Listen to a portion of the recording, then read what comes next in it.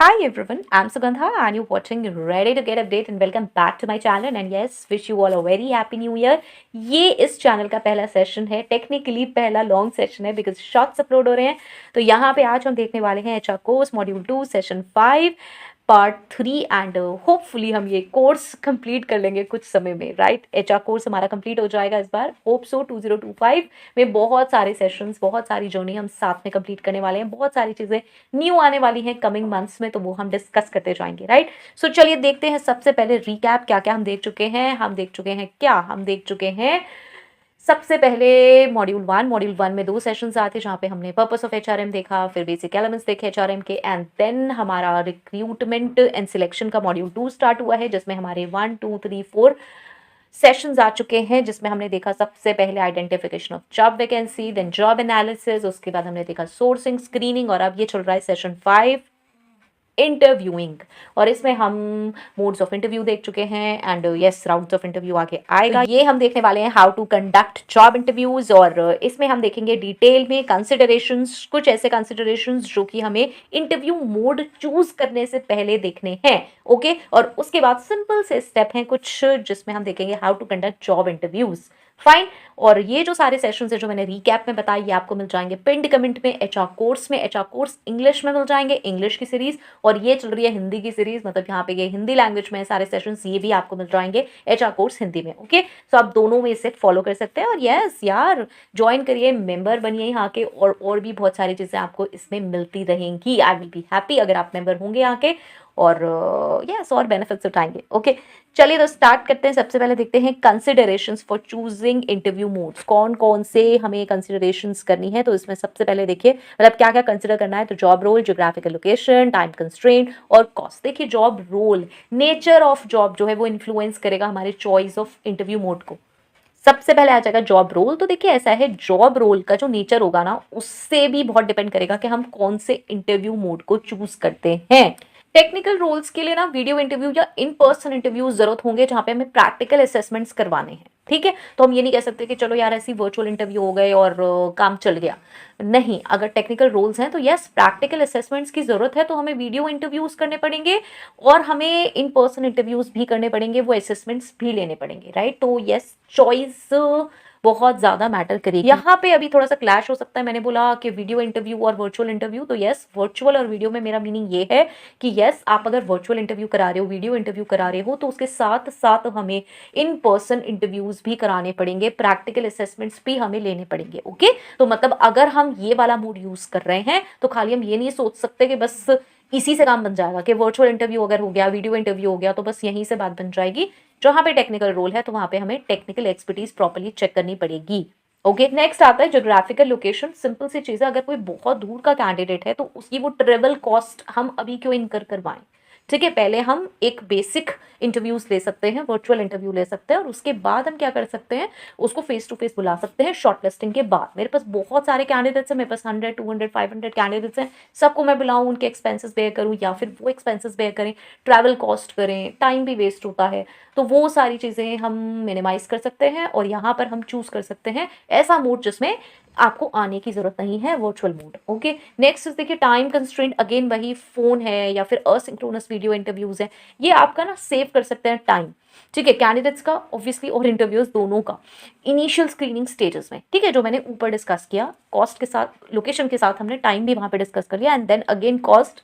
C in person interviews में obviously travel cost लगती ही लगती है, और वर्चुअल ऑप्शंस हैं ये बहुत मोस्ट इफेक्टिव कह सकते हो, मोस्ट कॉस्ट इफेक्टिव अब हो गए हैं, स्पेशली जहाँ पे कैंडिडेट्स इंटरनेशनल हैं या फिर रिमोट कैंडिडेट्स हैं, फार ऑफ एरिया से हैं। तो वहाँ पे अगर आप पहले उन्हें बुला लोगे, वर्चुअली आप उन्हें इंटरव्यू कर लोगे, तो इट विल बी ईजी कि आप उन्हें शॉर्टलिस्ट कर लें और तब बुला लें, ओके। चलिए तो अब देखते हैं यहाँ पे कैसे करेंगे हम job interviews conduct, step by step.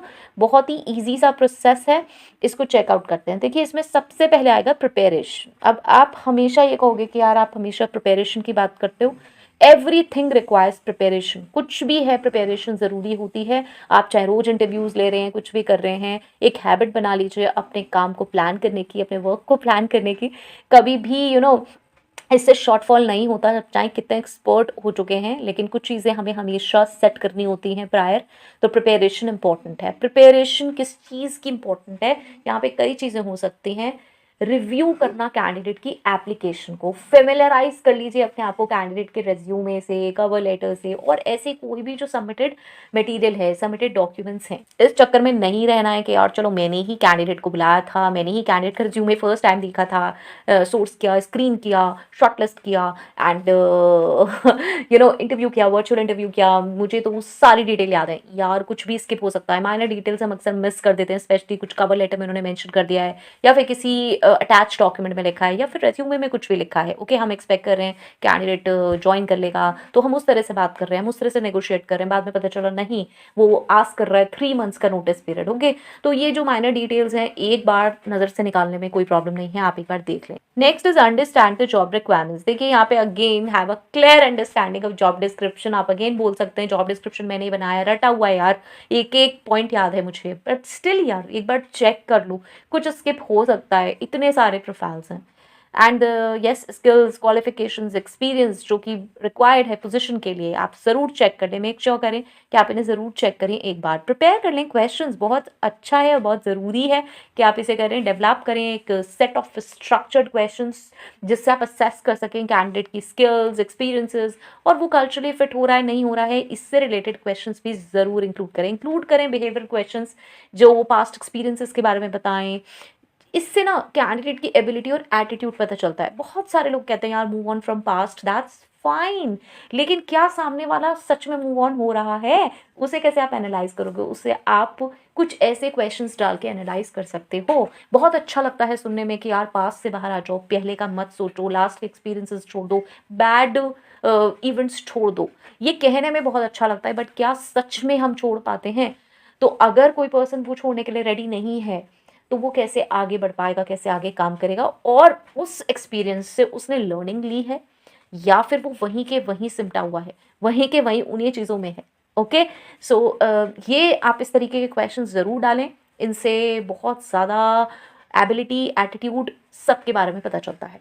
ठीक है, चलिए यहाँ पे यस अगेन मैं एक डिस्क्लेमर दे दूँ, हमें बहुत ज़्यादा यहाँ पे जज नहीं करना है कि हाँ अगर किसी का नेगेटिव रिप्लाई आया है, we have to analyze properly, और बहुत ज़्यादा ऐसे क्वेश्चंस नहीं डालने हैं जो कैंडिडेट को सिर्फ वो पुराने ही पास्ट मोड में ले जाके खड़ा कर दें, और हम खुद ही रिलेट ना कर पाएँ प्रेजेंट से। ओके, सो इस चीज़ का भी हमें ध्यान रखना है कि आपको बैलेंस क्वेश्चंस प्रिपेयर करने हैं, इंटरव्यू क्वेश्चंस। ओके, चलिए next is setting the stage. अब ये क्या है, प्रिपरेशन और सेटिंग द स्टेज एक सा लग रहा है? नहीं यार, स्टेज सेट कर रहे हो किस चीज़ का? इंटरव्यू का। क्रिएट करें कंफर्टेबल एनवायरनमेंट, चूज करें क्वाइट और कंफर्टेबल लोकेशन इंटरव्यू के लिए, जहाँ पे आप और कैंडिडेट दोनों फोकस कर सके विदाउट डिस्टर्बेंसेस।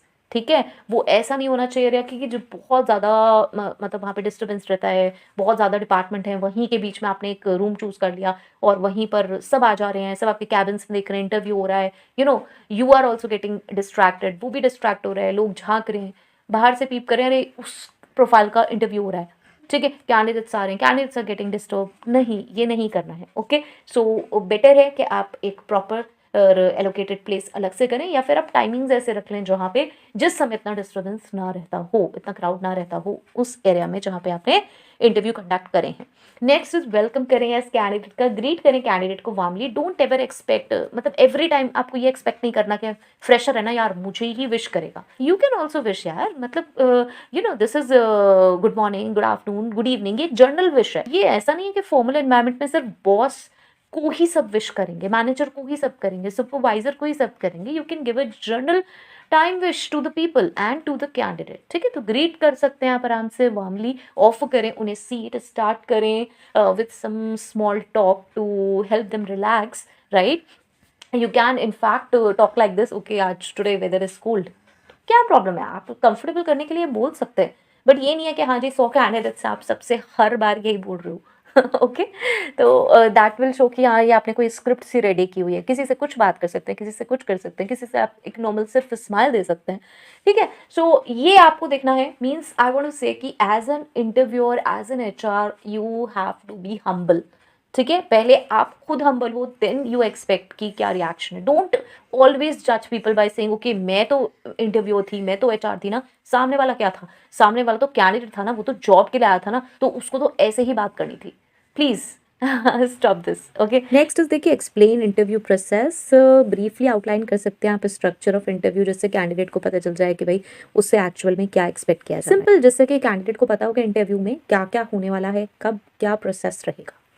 नेक्स्ट आता है हमारा कंडक्टिंग द इंटरव्यू। अब आ जाती है हमारी बारी किसकी, हम कर रहे हैं कंडक्ट इंटरव्यू। और यहाँ पे सबसे पहले आइस ब्रेकर क्वेश्चंस। देखिए यहाँ पे मैंने आपसे कहा था कि जब आप टाइम वेस्ट कर रहे हैं, वेलकम कर रहे हैं, तभी आप उन्हें नॉर्मल कर सकते हैं। और यहाँ पे जब हम स्टार्ट करने वाले हैं इंटरव्यू, तो यहाँ पे कुछ आइस ब्रेकर क्वेश्चंस आप रख सकते हैं, जैसे कि देखिए कुछ इजी मतलब नॉन इंट्रूसिव क्वेश्चंस, जिससे कैंडिडेट फील करे ईज।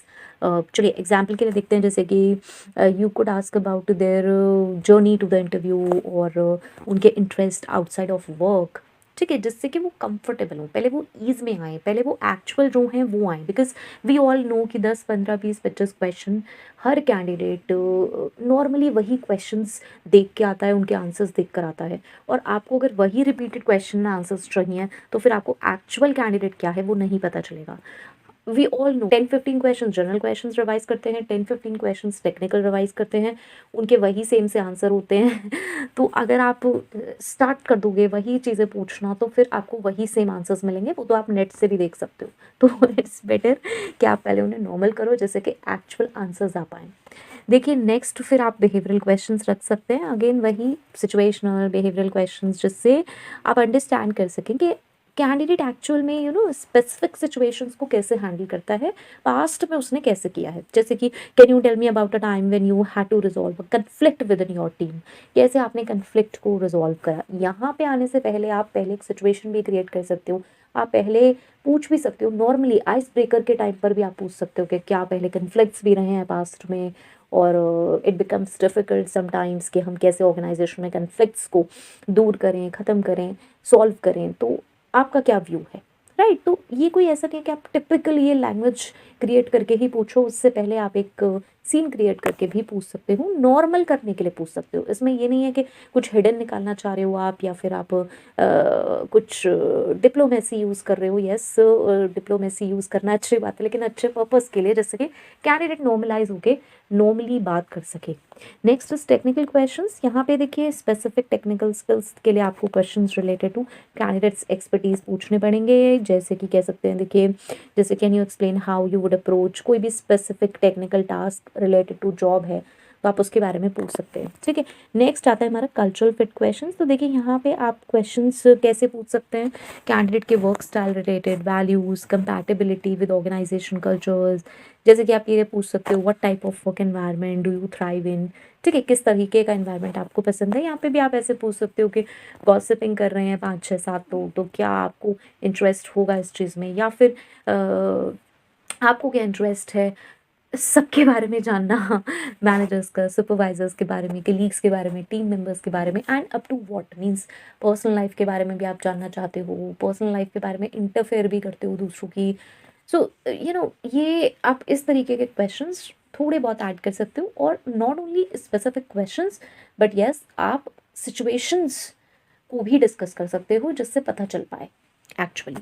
नेक्स्ट यहाँ पे यस बहुत इंपॉर्टेंट है कि आप अलाउ करें क्वेश्चंस कैंडिडेट से भी, मतलब कैंडिडेट भी आपसे पूछ पाएँ, प्रोवाइड करें कैंडिडेट को अपॉर्चुनिटी कि वो क्वेश्चंस पूछ पाएँ जॉब के बारे में, टीम के बारे में, कंपनी के बारे में, जिससे जेन्यून इंटरेस्ट एक्चुअली पता चल पाए।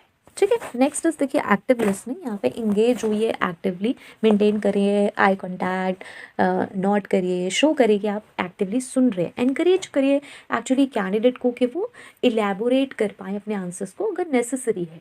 ठीक है, मतलब आप और भी कुछ चीज़ जानना चाहते हैं, आपने एक स्ट्रेट क्वेश्चन पूछा, उसका स्ट्रेट आंसर आ गया, अब आप ज़्यादा पूछना चाहेंगे, आप इस तरह से अपनी बॉडी लैंग्वेज को रखेंगे, नॉडिंग करेंगे, स्माइल करेंगे, एक्नॉलेज करेंगे कि हाँ भाई जो आप बोल रहे हो मैं सुन रहा हूँ, मैं समझ रहा हूँ, तभी सामने वाले पर्सन की एक्चुअल में हिम्मत होगी कि वो आपसे प्रॉपर्ली एक्सप्रेस कर सके पूरी बात। ठीक है, तो अगर हम ये चाहते हैं कि हमें सारी चीज़ क्लियरली पता चले तो यस, हमें भी अपनी साइड से एफर्ट्स लगाने पड़ेंगे। Next is yes taking notes. यहाँ पे मुझे बहुत सारे लोग कहते हैं यार ये तो ऐसा लग रहा है कि जैसे हम क्लास में बैठे हैं और टीचर कुछ कह रही है और हम उसे नोट डाउन कर रहे हैं, कैंडिडेट क्या सोचेगा। कैंडिडेट कुछ नहीं सोचेगा, कैंडिडेट ये सोचेगा कि मैं जो भी बोल रहा हूँ उसको प्रॉपरली अकाउंट किया जा रहा है, उसको प्रॉपरली डॉक्यूमेंट किया जा रहा है और मुझे कुछ भी फालतू नहीं बोलना है। ये एक पॉजिटिव पॉइंट भी है कि जो चीज़ें नहीं होंगी वो एक्स्ट्रा एड ऑन नहीं करेंगे, क्योंकि अगर आप नोट कर रहे हो तो ये कहीं ना कहीं इम्पैक्ट आता है। कहीं ना कहीं कैंडिडेट को ये बात ज़रूर लगती भी है कि यार मैं जो बोल रहा हूँ वो नोट हो रहा है। ठीक है, तो फालतू की चीज़ें आपको सुनने को नहीं मिलेंगी। और दूसरी चीज़ जो सबसे बड़ी है वो ये है कि अगर आप एक ब्रीफ नोट्स बनाएंगे इंटरव्यू के समय तो आप रिमेंबर कर पाएंगे कैंडिडेट का रिस्पॉन्स और उसका बिहेवियर। ये बहुत हेल्प करता है डॉक्यूमेंटेशन एक प्रॉपर डिसीजन लेने के लिए बाद में। ओके, सो ऐसा ना सोचेंगे यार मुझे कैंडिडेट्स याद रहेंगे 100 200 300, आप इंटरव्यू कर रहे हो बाद में आप मिस आउट कर देते हो छोटी छोटी डिटेल्स। ठीक है, सो इट्स बेटर कि आप इसमें कुछ नोटिंग ज़रूर करें। अगर आप बहुत एक्सपीरियंस्ड हैं, आपको लगता है नहीं यार नहीं रिक्वायर्ड है कोई नोटिंग, तो आप थोड़ी बहुत तो ज़रूर करें। आप कुछ मेन पॉइंट्स लिख सकते हैं, कुछ अपनी हिंट्स लिख सकते हैं जिनसे आपको पता चले। अगर आप अभी फ्रेशर ही हैं, अभी स्टार्ट ही कर रहे हैं, तो प्लीज़ मेक श्योर कि आप पॉइंट्स में ज़रूर लिखें जो चीज़ें आपने नोटिस करी हैं ड्यूरिंग इंटरव्यू। नेक्स्ट आ जाता है क्लोजिंग इंटरव्यू। देखिए यहाँ पे एक्सप्लेन करें नेक्स्ट स्टेप्स। बहुत बार होता है कैंडिडेट अप्रोच करते हैं, कहते हैं यार मैम पता नहीं चला कुछ भी कि भाई अब नेक्स्ट स्टेप क्या है। ठीक है, तो यहाँ पे नेक्स्ट स्टेप कैंडिडेट को ज़रूर बता दें, हायरिंग प्रोसेस का एक्सपेक्टेड टाइमलाइन दे दें डिसीजन के लिए। अपने पास भी एक्सपेक्टेड टाइमलाइन ज़रूर रखें जिससे आप उतने ड्यूरेशन में वो वर्क कंप्लीट कर पाएँ, फाइनलाइज कर पाएँ। ठीक है, उन्हें हैंग ना करें। नेक्स्ट इज एक्सप्रेस करें। देखिए अप्रिसिएशन इम्पॉर्टेंट है, थैंक करें कैंडिडेट को उनके टाइम के लिए और एक्सप्रेस करें appreciation for their interest in the position. ठीक है, इम्पॉर्टेंट है कि हाँ भाई आप आए हैं, चाहे कितने कैंडिडेट हैं, एक थैंक्स बोलने में कुछ नहीं रहता, या फिर आप एक अप्रिसिएशन शो करने का भी तरीका होता है। सिर्फ आप थैंक्स ना बोलें वो भी नहीं होता कि सिर्फ आपने थैंक यू तो बोल दिया, वो भी फॉर्मेलिटी। जब आप क्लोज कर रहे हैं इंटरव्यू, जब आप फिनिश ऑफ कर रहे हैं इंटरव्यू, तब भी आप ऐसे सिग्नल्स दे सकते हैं बाय स्माइलिंग एंड कि yes you are acknowledging the whole interview process और आपने ध्यान से उन्हें सुना है। ठीक है, तो क्लोज करना भी एक बहुत बड़ी आर्ट है। अगर आप इंटरेस्टेड हैं किसी कैंडिडेट में और सामने वाला भी इंटरेस्टेड है, और या कह सकते हो सामने वाला थोड़ा कम इंटरेस्टेड है, 50-50 है, तो आपके इस थैंकिंग नोट से, आपके इस क्लोज करने के तरीके से वो इंटरेस्टेड हो भी सकते हैं next time. Okay, so it's important कि हम प्रॉपरली क्लोज करें इस इंटरव्यू प्रोसेस को। नेक्स्ट आता है हमारा, देखिए पोस्ट इंटरव्यू इवैल्यूएशन। ये अगेन इंपॉर्टेंट है, यहाँ पे हम कोलैबोरेट करेंगे। मल्टीपल इंटरव्यूअर्स अगर हैं तो डिस्कस करें हर कैंडिडेट से, हर कैंडिडेट की स्ट्रेंथ एंड वीकनेस इंटरव्यूअर्स से, और इंश्योर करें कि कॉम्प्रिहेंसिव इवैल्यूएशन हो सके, और होगा ही, बिकॉज अगर मल्टीपल इंटरव्यूअर्स हैं तो उनके डिसीजन भी मल्टीपल ही होंगे और डिफरेंट ही होंगे। नेक्स्ट करें स्कोर कैंडिडेट्स को, ये इंपॉर्टेंट है। अगर मतलब एप्लीकेबल है तो आप स्कोरिंग सिस्टम दे सकते हैं और इवैल्यूएशन के लिए, जिससे ऑब्जेक्टिवली असेस कर पाएँ कैंडिडेट्स को जो उन्होंने रिस्पॉन्सेज दिए हैं और उनकी जो क्वालिफिकेशंस है उसके बेसिस पे। ठीक है, अगर आपने ये स्कोरिंग सिस्टम रखा है, एप्लीकेबल होता है आपके यहाँ।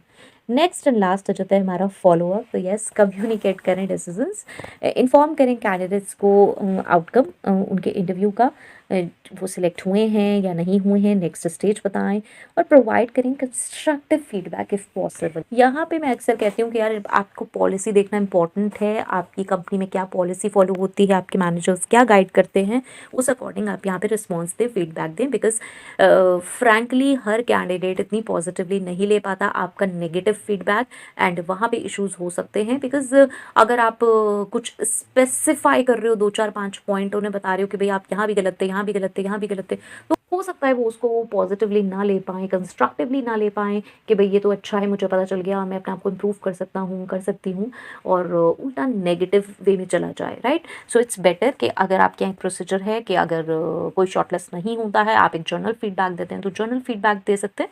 अगर आपके यहाँ ये पॉलिसी है कि आप प्रॉपर फीडबैक देते हैं, जिसमें आप बताते हैं कुछ चीज़ें, तो वो भी दें, लेकिन ध्यान रखें यहाँ पे फीडबैक देने से पहले कि ज़रूर अपने मैनेजर, अपने जिससे आप अकाउंटेबल हैं, उनसे ज़रूर डिस्कस कर लें how to give this feedback, कैसे हमें कम्युनिकेट करना है डिसीजन, ओके। और यस, फाइनलाइज हुआ है तो आपको नेक्स्ट प्रोसेस, नेक्स्ट स्टेप बताना होगा। नेक्स्ट यहाँ पे देखिए कंटिन्यूस इम्प्रूवमेंट ज़रूरी है। यहाँ पे reflect on the interview process, देख लें क्या सही गया और हम क्या इम्प्रूव कर सकते हैं। बिलीव मी, इतने कितने भी उसका आपको एक्सपीरियंस हो, आपको हमेशा ये रियलाइज़ हुआ कि हम कहाँ गलत हैं। अगर आप रियलाइज़ करना चाहते हैं, हमारे अंतर मन को ज़रूर पता होता है कि हम क्या कर रहे हैं और क्या नहीं, ठीक है, और कहाँ पे हम गलत हुए हैं। तो प्लीज़ उसे एक्सेप्ट करें as a manager, as a supervisor अगर आप हैं। मैं अक्सर मैनेजर्स का नाम इसलिए लेती हूँ क्योंकि मे बी फ्रेशर्स या फिर जिनको लेस एक्सपीरियंस है, वो अपने आप को इम्प्रूव करने में फिर भी बिलीव करते हैं, लेकिन कहीं ना कहीं जब एक्सपीरियंस ज़्यादा हो जाता है तो ऐसा लगता है यार दूसरे को ना पता चल जाए कि मुझसे ये गलती हुई है और मैं इसे किसी तरीके से साइलेंटली वाइप ऑफ कर दूँ या फिर मैं एक्सेप्ट ही ना करूँ। लेकिन ऐसा नहीं होता, चीज़ें पता चल जाती हैं औरों को। तो आप ये सोचते रहें कि यार किसी को पता नहीं चलेगा और साइलेंटली काम चल जाएगा, मैं इसे ब्लेम कर दूंगा, उसे ब्लेम कर दूंगा, तो ऐसा नहीं होता। फिगर आउट हो जाती हैं और आपके लिए, खुद के लिए, आपके इंडिविजुअली भी ये चीज़ें सही नहीं है। तो एक्सेप्ट करें रियलिटी, कहीं पे भी गड़बड़ हुई है उसको एक्सेप्ट करें और इम्प्रूव करने की कोशिश करें फ्यूचर में, ठीक है। तो यहाँ पे एक चीज़ तो देखो देखी जा सकती है कि ये जो इंटरव्यूज़ हैं, ये हमें टेलर करने हैं स्पेसिफिक जॉब रिक्वायरमेंट्स और ऑर्गेनाइजेशनल कल्चर के हिसाब से, ठीक है। तो यहाँ पे बाय कंडक्टिंग थॉरो और thoughtful interviews we can increase the likelihood of selecting candidates जो कि सिर्फ क्वालिफाइड ही नहीं है बट गुड फिट है ऑर्गेनाइजेशन के लिए, okay. So yes, this is all about how we can conduct job interviews and I hope so ये आपको helpful हुआ होगा। नेक्स्ट सेशन में हम कुछ और इम्पोर्टेंट डिस्कस करेंगे and that is rounds of interviews, yes. और उसमें हम डिस्कस करेंगे टेक्निकल राउंड और एचआर राउंड, और नहीं sorry, screening round, aptitude round, और उसके बाद नेक्स्ट सेशन में हम डिस्कस करेंगे टेक्निकल राउंड और एचआर राउंड, ठीक है। क्योंकि ये राउंड्स मुझे डिटेल में डिस्कस करने हैं इसलिए हम दो दो करके डिस्कस करेंगे बिकॉज फिर सेशंस बहुत लॉन्ग हो जाते हैं। एंड हेल्पफुल है मुझे ज़रूर बताएं। Till next video, all the very best, stay happy, stay safe, thanks for watching, bye bye.